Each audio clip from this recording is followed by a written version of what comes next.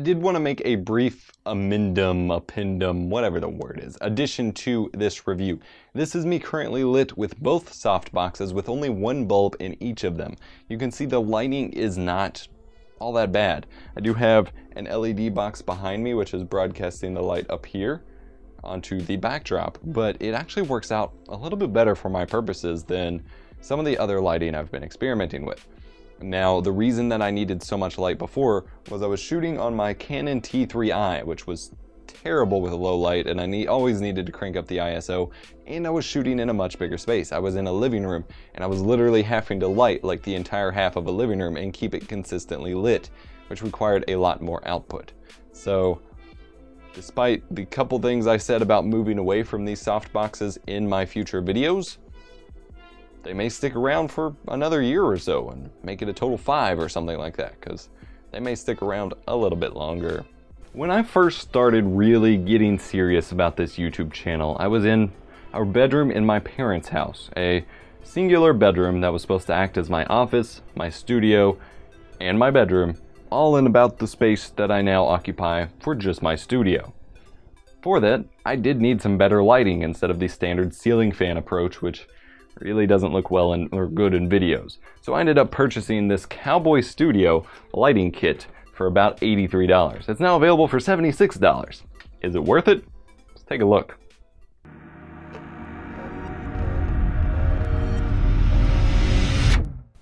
So as you can see, softboxes are big, ridiculously big, which is good because they provide a big, soft source of light for your videos.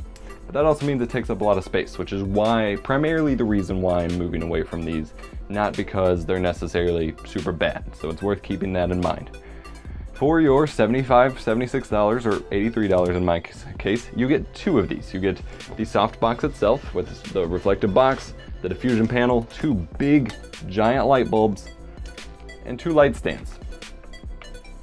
The bulbs they include are huge, which provides a nice soft light, not a ton not a super bright light, but a nice soft light, but that does make them much more prone to shattering. And within the first couple months of using the softbox, I ended up shattering one of the bulbs, and I really didn't want to order those weird giant bulbs instead. So instead, I picked up these Alzo 5500K temperatured light bulbs, CFL bulbs, and then a 4-way splitter for each of the boxes, which meant 4 bulbs per each softbox. It handled the power consumption carefully. It didn't melt or anything like that, but it did mean 4 heat-producing, power-consuming bulbs in each box, which is another reason I want to move to LED instead of the softbox. But this is what you get. So the kit overall is fairly nice. Like, it's definitely worth the money, especially if you're just starting out making videos, but I do have some complaints about the build quality. The boxes themselves are nice. They have nice reflective coating inside, a big nice secure socket, and pretty good diffusion material, and just Velcro straps to remove the material, and fairly easy to set up. The problem lies in the mounting gears and the light stand itself. The stand itself is super flimsy, made of some thin metal, which means that it doesn't hold up to a lot of weight, so if there's any chance of anything pulling on or bumping into the light stand, you need to sandbag this, or else you need to weight it down, or else it's going to come crashing down, and there's going to be a not so fun shatter sound along with it. Also, the plastic for the mounting gear to actually mount the light onto the stand is terrible. The actual clamps themselves for raising and lowering the stand, which it goes up to about 9 feet high, are fine. But these adjustment knobs to adjust the tightness on the stand as well as the angle of the box, not so much. Now granted, keep in mind I've used them for 4 years, but even some of these issues were present from day one, such as the metal piece holding the stand onto the 1/4-20 thread has always bounced back and forth, which I believe has caused the rest of the problems that I have with it, which for one is it doesn't stay secure, it doesn't hold up very well, and also this knob, which you can see is now duct taped to keep it in place, actually tightens the softbox onto the light stand. And because of that wobble, the knob itself ended up needing tightened and tightened and tightened over and over to the point that I over-cranked it and ended up cracking it multiple times, and now it has to remain taped in order to stay in place.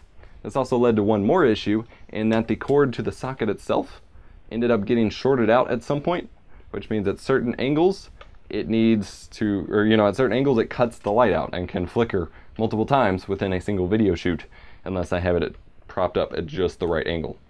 Big obnoxious annoyance. But this kit lasted me 4 years, and it would last me longer if I wasn't just retiring it for other reasons. So for the price, it is a very, very good value to invest in, as long as you're prepared to keep buying more bulbs. I could never get enough of these bulbs when I was using this kit. But overall, for the price you're paying, it's a pretty solid value. Just keep in mind, once you get more serious, you're going to want to invest the money you're making back into better lighting in the long run. In the United States, ISPs can now sell your browsing history and data, as internet privacy rules were just rolled back. Don't want that to happen? Then it's time to set up a VPN. TunnelBear is offering a free 3-day trial of their awesome VPN service for the next month or so. Hide your data, keep your browsing history safe behind a bear. Check the link in the description below or head to EposVox.com/freebear to learn more. This is my review of the Cowboy Studio 2 Softbox lighting kit. I do hope you enjoyed. If you did, smash the like button, get subscribed for more awesome tech videos, and if you want to see more gear reviews like this, leave me a comment down below, and I'll see you in the next video.